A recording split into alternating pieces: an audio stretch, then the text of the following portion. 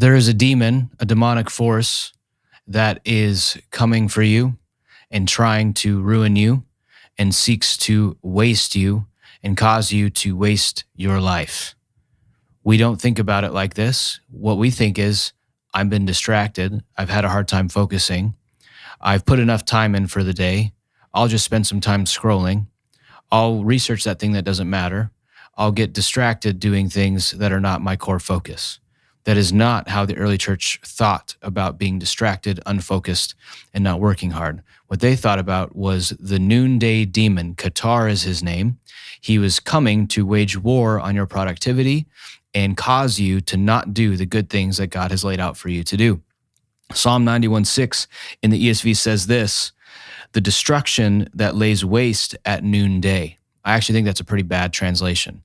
The earliest editions of that translation talk about the demon that wastes at noonday, or the middle of the day. Actually, in the Hebrew, it says Qatar, which is a name of a demon, lays waste at noonday. That there is a demon that the early church understood to be a personal entity that existed to distract and divide and interfere with what God has called you to do. They thought that this noonday demon would come and cause you to research meaningless things, would cause you to be distracted, to cause you to look for and pray for and even yearn for relief from the discipline of deep work. This kind of looks like when you're in the office and you're eagerly awaiting to chat about things that don't matter with coworkers instead of being devoted to your work. It looks like jumping on YouTube or TikTok and scrolling for a little bit that ends up being that 3 minutes ends up becoming 30 minutes. It looks like deep diving the YouTube wormhole about things that don't actually matter to your life. It's basically succumbing to the temptation to be unproductive in the name of entertainment or distraction.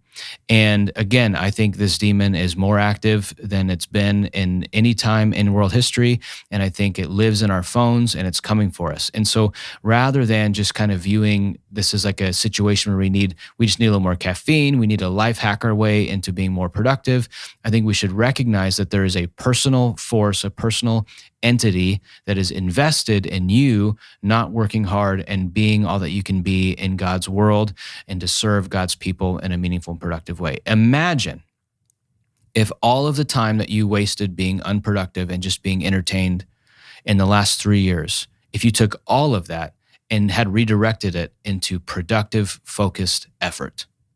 How different would you be? Imagine if you took all of that time and put it into your physical fitness. Imagine if you took all that time and put it into your spiritual fitness. Imagine if you took all that time and put it into praying for your wife, your kids, your friends, your family. Imagine if you took all that time and put it into getting a higher degree. Imagine if you put all that time and invested it in improving things at the place in which you work. When I think about that over the last few years of my life, I go, there's a lot of unharvested fruit, a lot of fruit I could have picked that I didn't pick because I was squandering it, wasting it.